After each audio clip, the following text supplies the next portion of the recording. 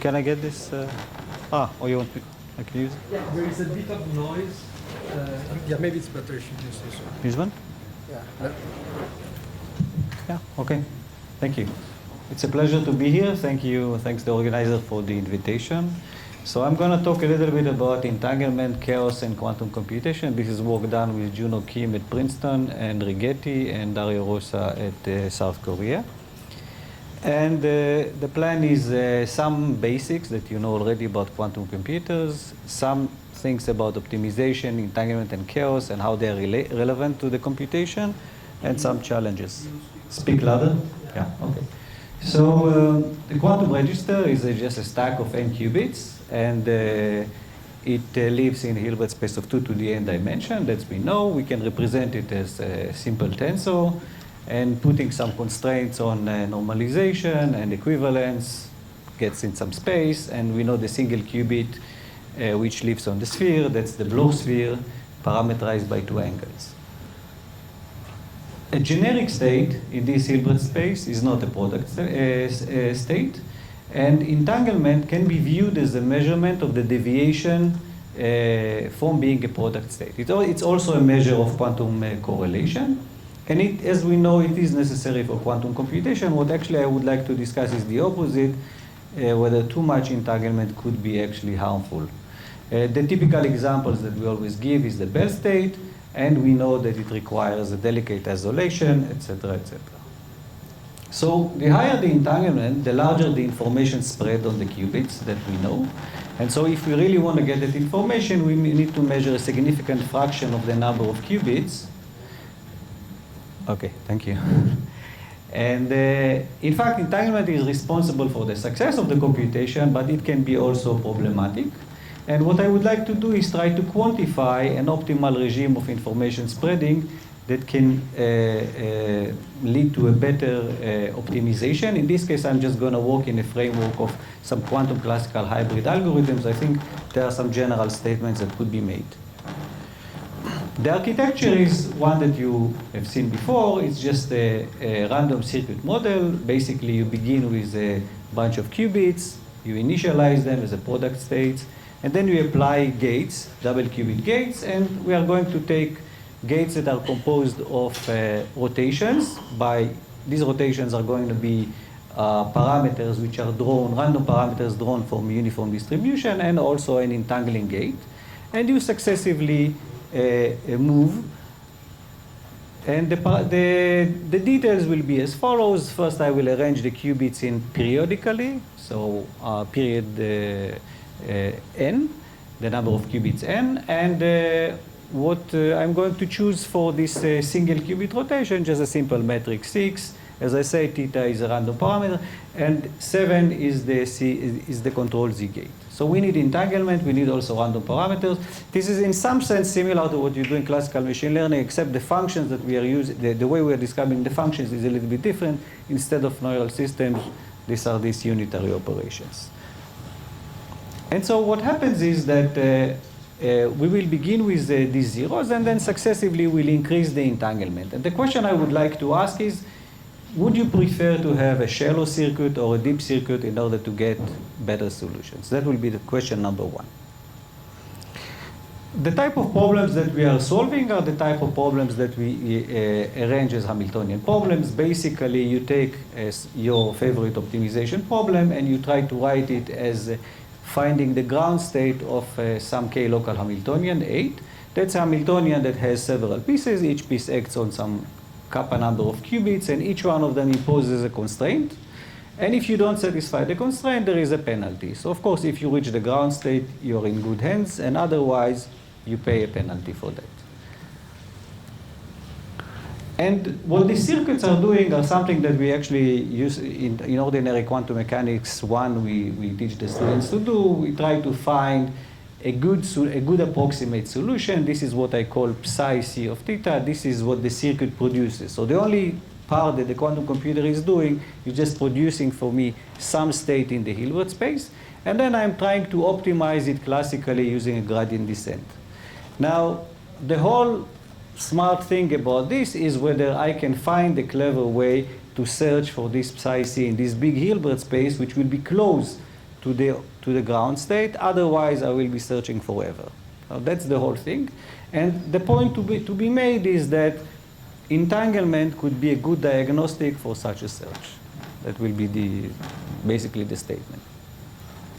So I can think about this random circuit model as a two-dimensional system. So there is space and there is time. And it is a chaotic system. And then I successively, each layer has more and more entanglement, and I increase the entanglement of the state. And the way it grows, first of all, before the way it grows, the way we typically measure them is using entanglement entropies. So what we do is we take the density matrix of that state. Say we decompose the system to two parts, A and B. Each of them is half the number of qubits. We calculate the reduced density matrix, that's 11, and then we calculate from its eigenvalues all kinds of entropies. These are called Renyi entropies, equation 12, and they are all of them starting from 0 up to infinity. The known one, most known one is 13, is the von Neumann entropy. Now, the way it works in the circuit is as follows. If you will just run it, you're going to see that it grows linearly, and at some point it reaches a plateau. And you can generically distinguish three parts: part A, part B, and part C. Part A is a linear growth, and I will explain what it is. And then there is some kind of transition, and then there is a plateau. So deep circuit would mean that you are in region C, and the shallow circuits will be something like A. And the question to be asked is, where is better for you to be, in A, B, or C, in order to do a good optimization? And there is another way to measure it. This is called the geometric measure, where basically you measure the distance from the closest product state. But both of them qualitatively will give you the same thing.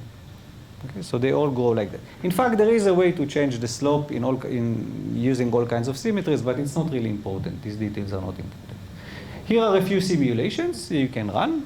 These are real simulations, so you can just calculate, for instance, as a function of the number of qubits, the von Neumann entropy, the Renyi entropy, other entropies. There are several things to observe. First, the velocity in which the entanglement grows doesn't depend on the number of qubits, but it does depend on the type of entropy you're having. The plateau is a little bit different in value. It never reaches really the maximum because you never get to the maximal mixed state. Yeah, I think that's about it. And similarly, you can calculate it for other entropies. The message from that is basically that it doesn't matter which one of them you're going to use, the von Neumann, the other Renyies. They are basically are going to do the same job for you. You can see in the so basically there is an inequality between the Renyi entropies, a well-known inequality. And what you see is that actually when you reach about 40 layers, they start to close the gap between them. This is actually where you would say that it's really maximally entangled in some sense. It's not the hard random state. It's a pure state, which is different, but still it's close to the maximum. Now, in physics, we distinguish typically two types of entanglement entropies. What we call, this is better? Yeah. This one is better? Okay. So we distinguish what we call a volume scaling and an area scaling. Basically, if I look at my space as A and A bar, and these are the two sets of qubits, the question is, when you calculate the entanglement entropy, is it proportional to the volume, to A, or is it proportional to the boundary? Okay, this is typically distinguishes different phases or different types of states of Hamiltonian. And in our case, the linear growth is the area law, and the plateau is the volume law. And why it is linear? It's because it's one-dimensional, so the boundary is just 2 points. So this is what you see in equation 16. So basically, there is a qualitative difference between the linear growth and the plateau. It's area law compared to volume law. Now, why I'm telling you that? Because when you look for a ground state of a Hamiltonian, many Hamiltonians have area law entanglement entropy for the ground state. Therefore, it means that for such Hamiltonians, it's better for you to actually be in that regime if you want to search in the Hilbert space. There are other Hamiltonians where it will be a volume law, and that will be a different story. So this is the reason for that. So the optimization task is very simple. Basically, you have to calculate the expectation value or the trace of the density matrix with the Hamiltonian, and you try to minimize that. And the smart thing, the only smart thing about it will be if I can figure out a way to be close to the ground state already from the beginning and not search the whole Hilbert space, as I said. It's actually very difficult to know that because we do not have any information about that ground state, so we cannot really evaluate like the trace distance, etc. So this type of diagnostics are not useful. But there is one that is useful, and that's the entropy. So you can easily check that there are some inequalities between the distance, the trace distance between the entanglement, the reduced density matrix and the maximally mixed state is bounded by the number of qubits and also the entanglement entropy. So therefore, if the entanglement entropy is actually very big, very large, close to the maximal one, what is going to happen is that you are going to be close to the mixed state. You're actually going to be far from the state that you're interested in, the one that has an area law. So the strategy will be that if I have Hamiltonians that I know something about, or I assume that there is something that I know about its ground states and it's not highly entangled, don't go for the plateau, don't go for these expressible circuits, and I'll show you how it works. So we took 3 Hamiltonians. One is the one-dimensional Ising model. The second is, it's a long-range Ising model. So basically you have a coupling, but the coupling depends on the distance. And the third is a famous Hamiltonian, also in condensed matter, but also in other fields, called the SYK Hamiltonian. That's basically Majorana fermions with couplings that are randomly drawn from Gaussian distribution. So these are the 3 different types of Hamiltonians. Actually, there is a qualitative difference between their ground state. So if each of them encodes some problem, I will have to do a different search. Actually, the Ising and the long range are very similar. The SYK is different. Now let me show you a couple of, just to get the feeling of what you can have here.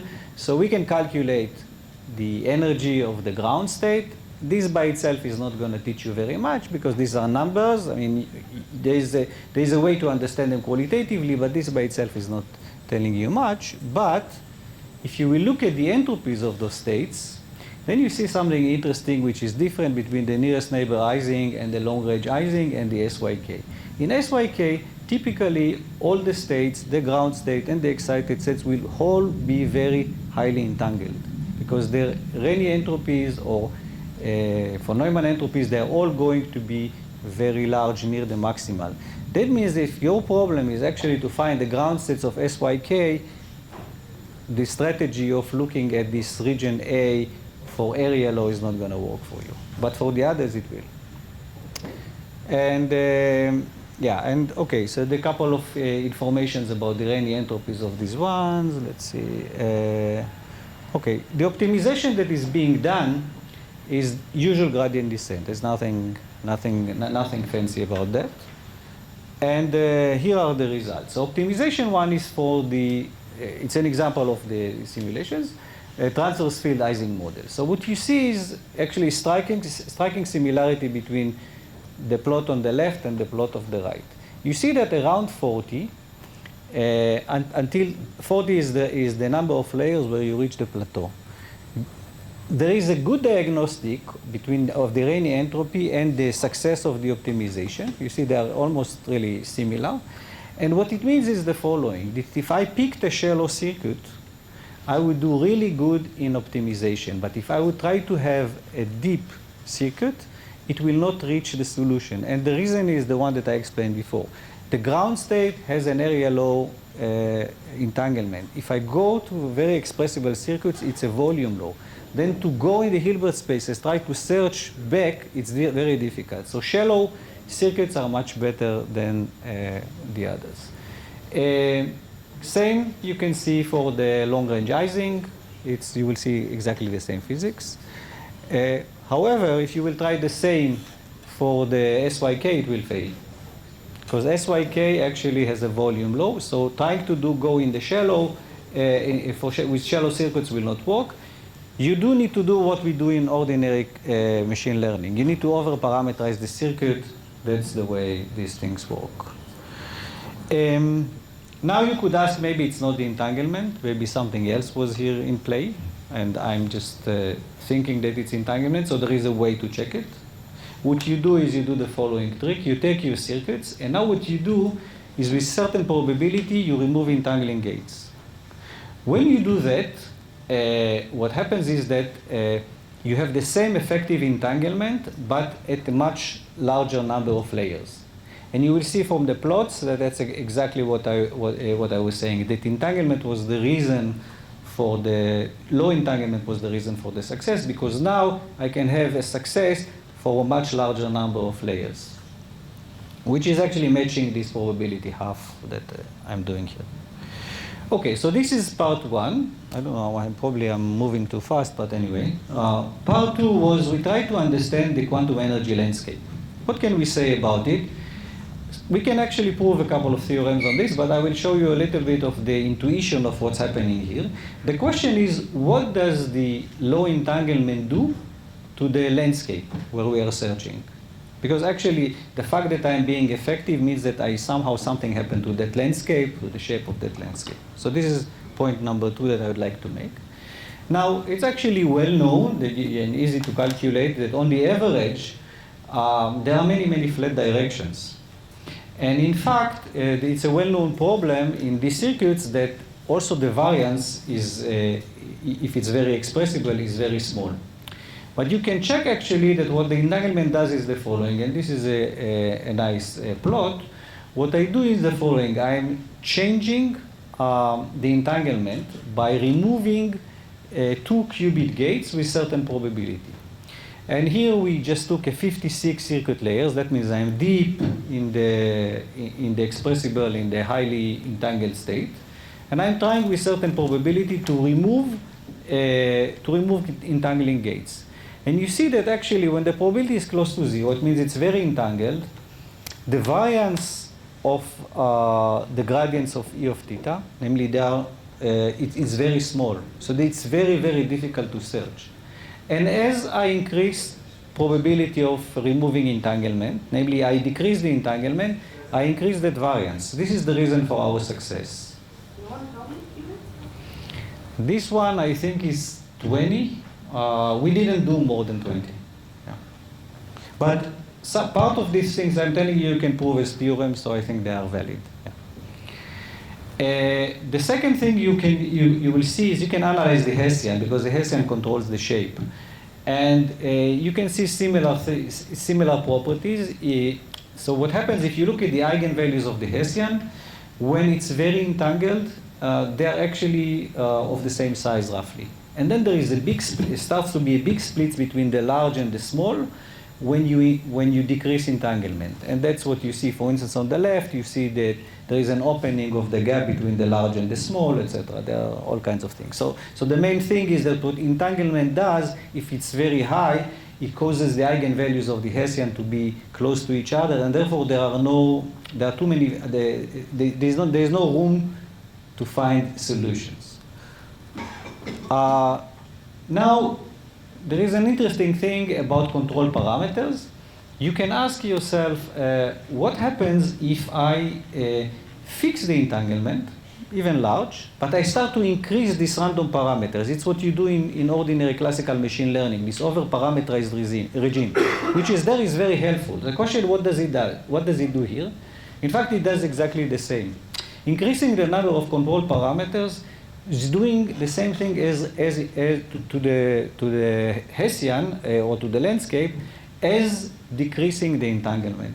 So you can do either one of two things, either decrease entanglement or go to very, very over-parameterized circuits. Okay, so that was point number 2 that I wanted to tell you, and point number 3 was about chaos. So classical chaos is a well-known thing, right? It's the butterfly effect, telling you that if I have a dynamical system that is chaotic, then if I start with trajectories with initial conditions that they are close, After a certain time, they will just exponentially diverge. This is called Lyapunov exponent.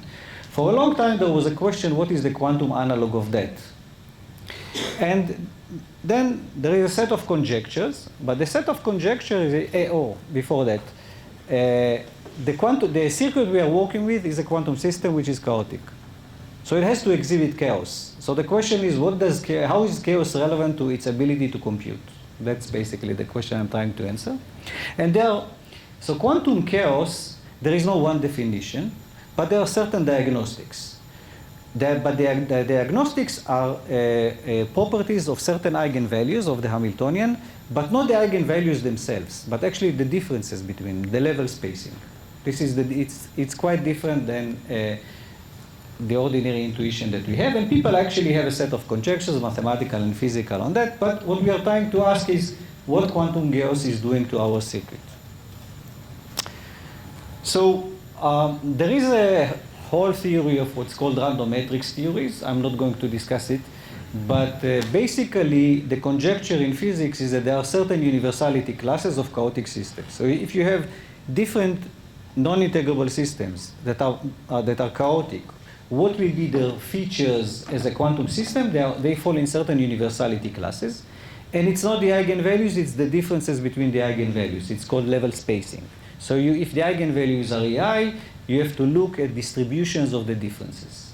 And then equation 31 is a Poisson distribution. This is what you will see for integrable system. 32, there are certain types of them depending on this parameter. This is what you're going to see for chaotic systems. Okay, it's a conjecture, has a lot of evidence, but it's never been proven. Now, there are various measures that you can calculate for this, and the way we are going to do it is the following. 33 defines what we call a modular Hamiltonian. Basically, it's the eigenvalues of the reduced density matrix, and what we are trying to understand is whether the chaotic properties of the system are encoded in this.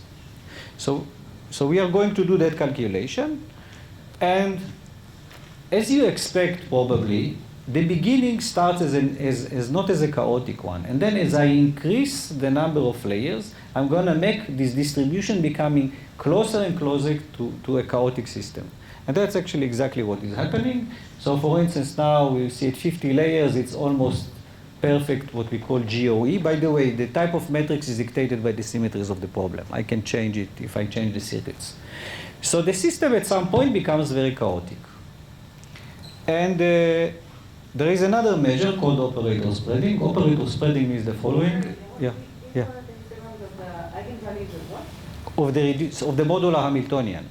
So it's a little bit different than what you would naively do. Take a Hamiltonian of the system, you look at the modular Hamiltonian and you calculate its eigenvalues. It tells you the complexity of the state of the circuit. But the eigenvalues of the differences between them. Yeah, there's the differences. For the level spacing, and most of the diagnostics are the differences, except this one, operator spreading. So operator spreading means the following. In quantum chaotic systems, you take a localized operator and you let it evolve in time. It starts to spread. The measure of spreading is similar to this Lyapunov exponents classically, and we can ask what happens to the circuit if I put, for instance, just a small sigma x at some qubit, and ask what happens as I evolve in time. Okay? And then you can, let me pass the mathematics of this, and I'll show you just the plots. It starts very localized, and then you see that it's actually at L equal 40, this is the plateau, it becomes really, really spread homogeneously. And what we did in the second one is to check in the same trick where we remove with certain probability the entanglement to see what happens, and you see that actually it's at 80 that you get the same thing, which is really the entanglement and this chaotic behavior are close to each other. What is its plots about? Sorry? What are the plots? Okay. So what you do in operator spreading, I remove the math there. You put an operator and you calculate. It's basically, if you localize it at a point, then it will commute with operators that are outside there. And then you evaluate basically that commutation with operators that are far as you evolve in time. Because it starts to spread, it will actually have commutator evenly with all the others. And this is small mathematics. behind it. I just don't think I have time for that, but that's what it means. It's the analog of what you have. You can think about it a little bit like spreading of trajectories, but it's for an operator. Okay? It's a well-known diagnostic of quantum chaos.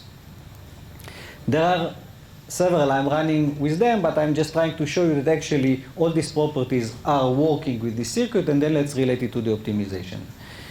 Same thing, people, because there are lots of issues with level spacing, there are ratios that are much better. That's called R statistics. You can calculate it mathematically for different random matrices, and you can check whether your circuit is going to give you that. And similar, you see that at 12 layers it doesn't, but then at 50 it's already what you would expect. So it's really a perfectly chaotic system when it reaches that plateau. There is, I'm sorry I'm moving very fast, but yeah. Let me just skip the spectral form factor and just let me summarize, because it was really very fast. So there are three things I wanted to tell you. One was that actually entanglement is a good diagnostic for a success of a quantum computation. If you have a combinatorial optimization problem, which you phrased as looking for the ground state of a local Hamiltonian, if you know something about the area law, volume law, properties of that ground state, it tells you where to search. So that, and entanglement is really a good diagnostic. That was property number one. Property number two was, if you look at the Hessian, namely the shape of the manifold of this loss function, it depends on the entanglement. And the higher the entanglement, the variance in these flat directions become very, very small. But you can overcome it by over-parameterizing the circuit. So these are two similar effects.